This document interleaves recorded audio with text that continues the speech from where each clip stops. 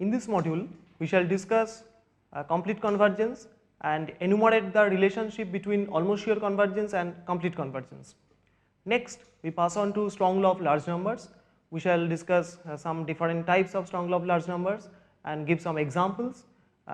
Lastly, we shall discuss central limit theorems and give different variations of central limit theorems, namely for IIT random variables, for independent random variables, and give a variety of conditions under which CLT holds. Finally, we shall discuss uniform convergence in central limit theorems.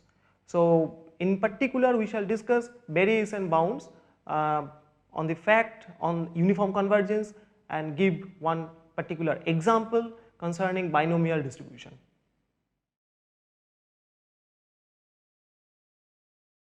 We start with the idea of complete convergence. Consider the random variables xn and x defined on a common sample space. Then xn is said to converge completely to x if the series with terms probability dxn x greater than epsilon is finite for every epsilon greater than 0, where dxn x is nothing but the distance between xn and x, that is absolute value of xn minus x.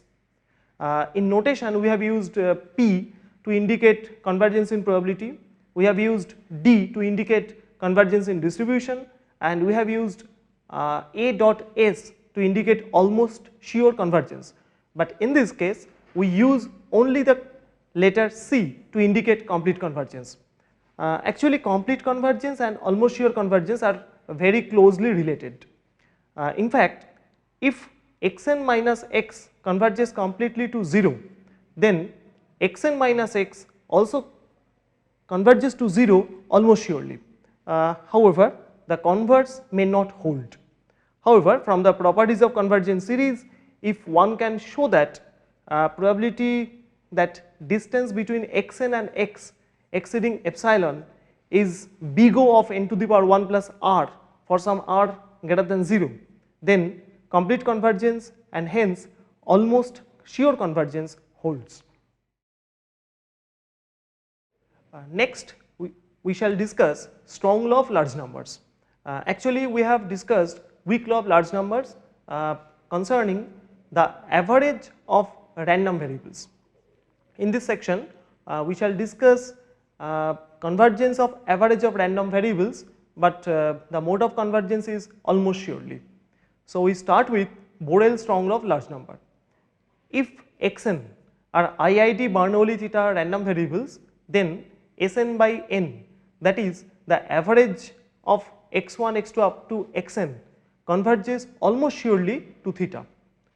For a proof of this result, note that Sn has a binomial n theta distribution, and using the properties of binomial distribution, one can find that the variance of Sn by n is nothing but theta multiplied by 1 minus theta whole thing divided by small n. Then by Markov's inequality, we at once have probability that absolute value of Sn by n minus theta exceeds epsilon is less than equal to expected value of Sn by n minus theta whole square divided by epsilon square. Since theta into 1 minus theta for theta belonging to 0 1 open interval is less than equal to 1 by 4, we get expected value of Sn by n minus theta whole square less than equal to 1 by 4, and hence we get that probability that absolute value of Sn by n minus theta greater than epsilon is less than equal to 1 by 4 epsilon square, and hence nothing can be concluded, because we get that this quantity is less than equal to 1 by 4 n epsilon square. So, the order is not as given in the previous result. However, if we consider the fourth order central moment, that is expected value of Sn by n minus theta whole to the power 4, then after a little bit calculation we find it as theta into 1 minus theta multiplied by 1 plus 3 theta multiplied by 1 minus theta multiplied by n minus 2 whole thing divided by n cube. Since as earlier theta into 1 minus theta less than equal to 1 by 4 for 0 less than theta less than 1, we get 1 plus 3 theta multiplied by 1 minus theta multiplied by n minus 2 is less than equal to 3n minus 2 whole thing divided by 4, which is again less than 3n by 4, and hence we get expected value of Sn by n minus theta whole to the power 4, that is fourth order central moment, is less than equal to 3 by 16 n square. That is expected value of Sn by n minus theta whole to the power 4 is of big O n square. Thus probability that absolute value of Sn by n minus theta greater than epsilon is less than equal to 3 by 16 n square for every epsilon greater than 0. Thus the series with nth term as the probability that distance between xn and x exceeds epsilon converges, and hence Borel-Strong law of large number follows. Next we discuss some other types of strong law of large numbers, because in Borel's strong law of large number we have discussed only convergence of random variables which are independent and identical as Bernoulli with mean parameter theta, but there can be other types of random variables and there can be other types of distributions. So we start with Kolmogorov's strong law of large number. Let xn be independent random variables with finite variances. Then Sn by n minus expected value of Sn divided by n converges almost surely to 0, provided the series with the nth term variance of xn whole thing divided by n square is finite. Next we shall discuss strong law of large number for bounded random variables. It is very obvious from Kolmogorov's strong law of large number, if xn are uniformly bounded random variables, then the variance of such random variables is also bounded. So the series with nth term variance of xn by n square is less than equal to that some constant divided by n square. So by comparison test we can say that in that case summation n from 1 to infinity variance of xn divided by n square is also finite, and hence we get Sn by n converging to expected value of x1 almost surely. Next we shall discuss Khinchin strong law of large number. Let xn be IID random variables with finite expectation. Then Sn by n converges almost surely to expected value of x1.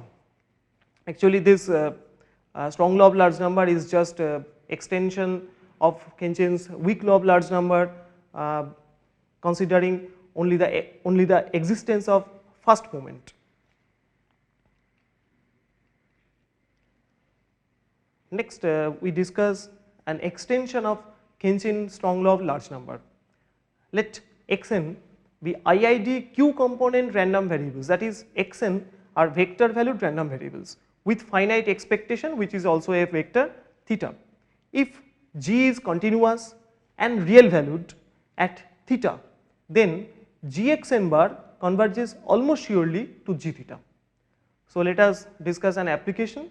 Let xn be IID random variables with finite variance sigma square and expectation mu.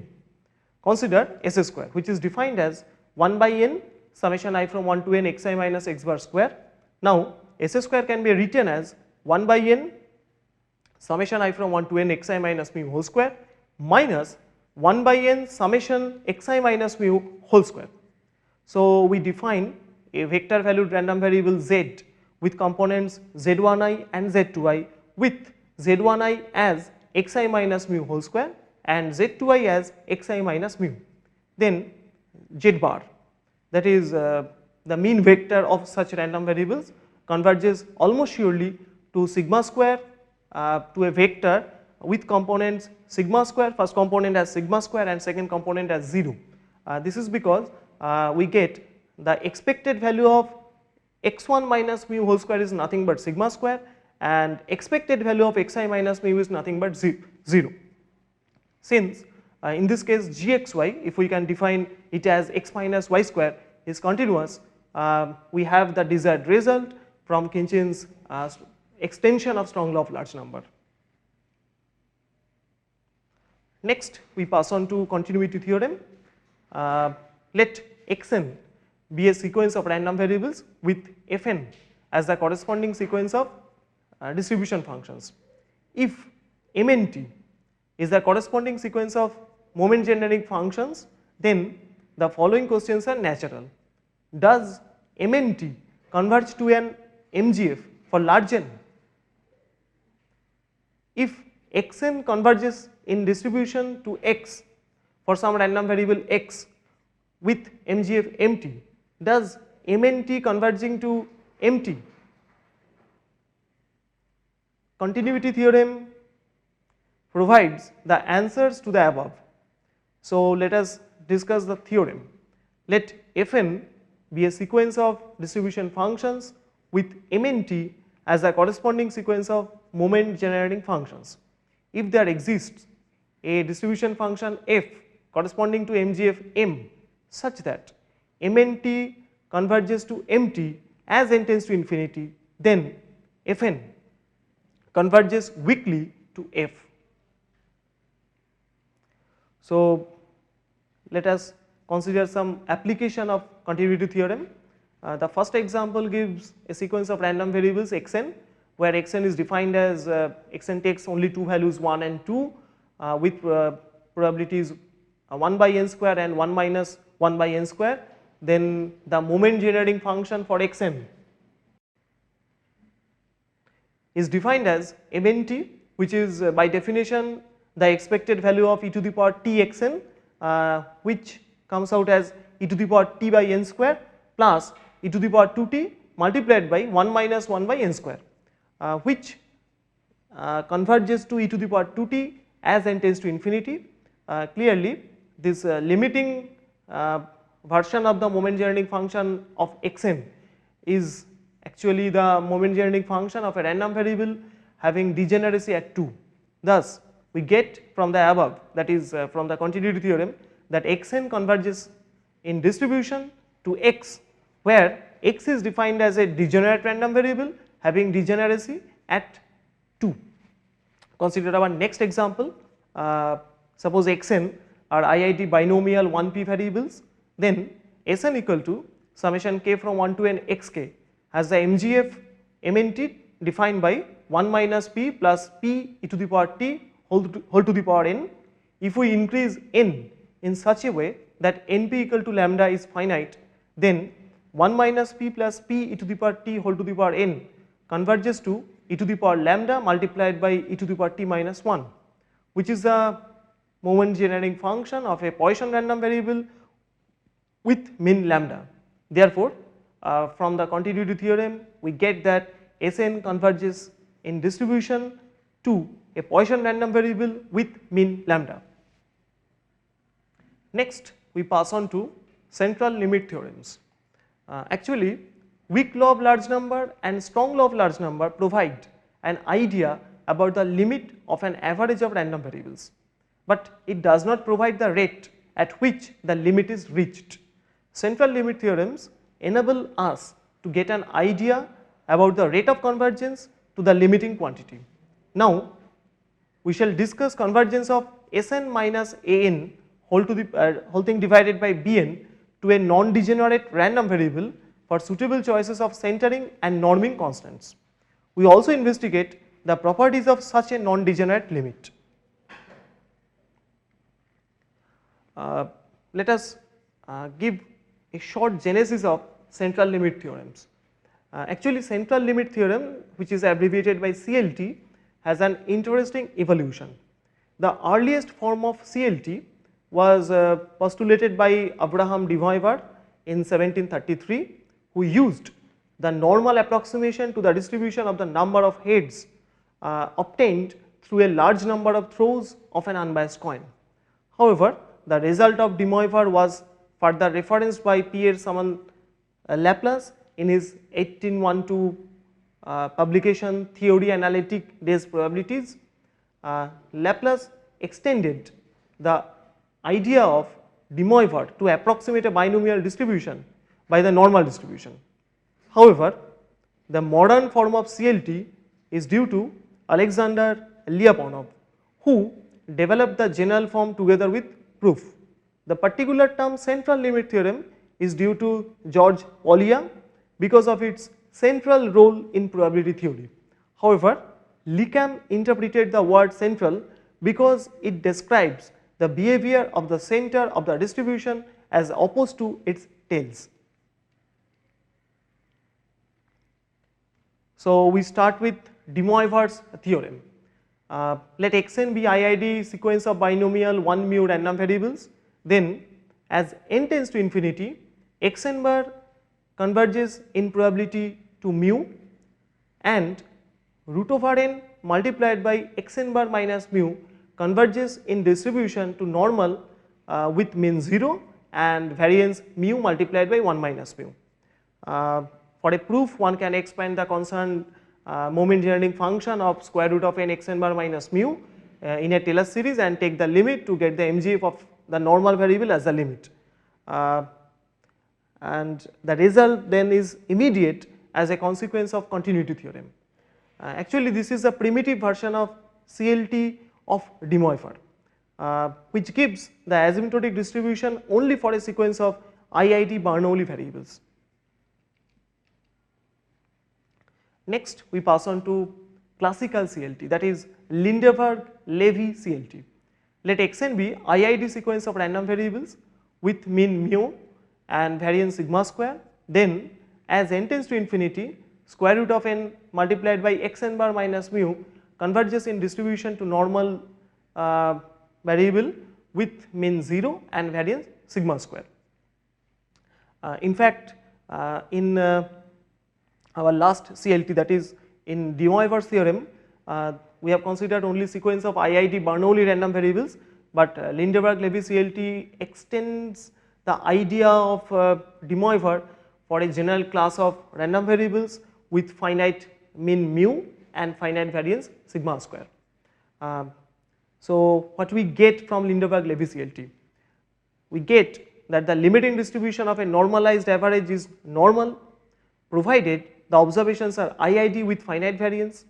Thus, the limiting distribution is independent of the parent population and hence enables to develop asymptotic procedures for a large class of parents only with finite variance assumption. Next, we come to our next type of CLT, which is known as Lyapunov's CLT.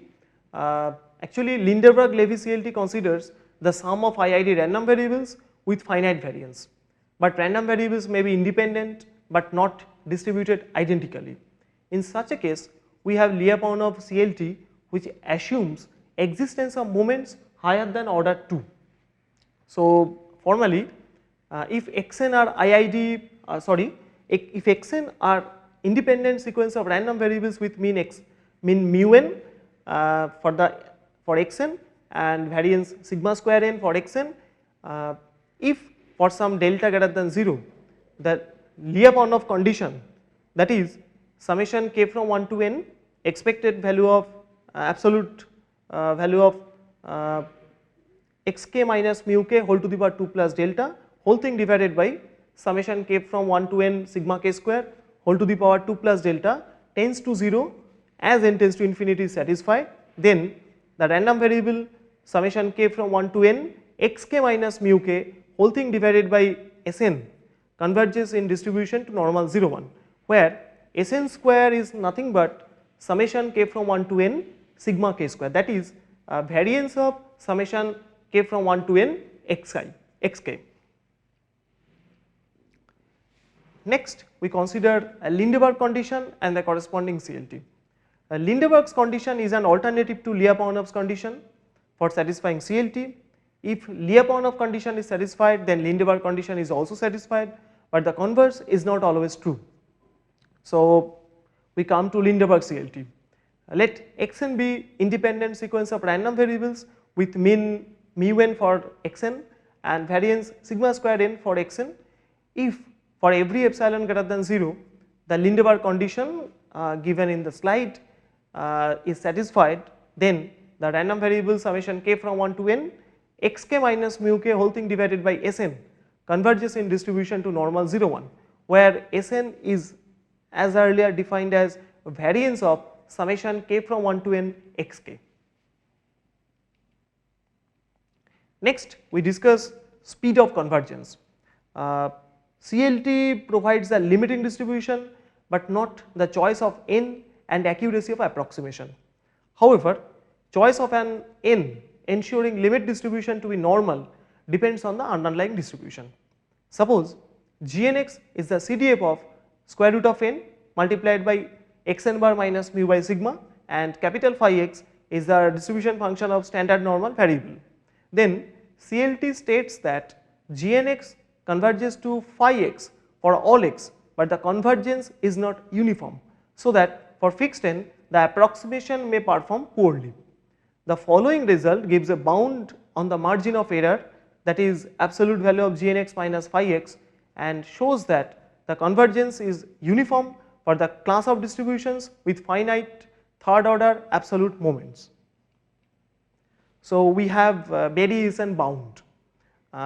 If xn be IID sequence of random variables with mean mu, variance sigma square, and finite absolute third order moment rho, which is defined as expected value of absolute value of x1 minus mu whole to the power 3, then for all n the absolute value of Gnx minus phi x is less than C rho divided by sigma cube multiplied by square root of n for all x, which can be equivalently stated as absolute supremum of absolute value of Gnx minus phi x less than C rho multiplied by sigma cube C rho divided by sigma cube into square root of n, where the constant C belongs to the open interval containing 0.4097 and 0.7975 as the endpoints, and depends only on the underlying distribution but is independent of n.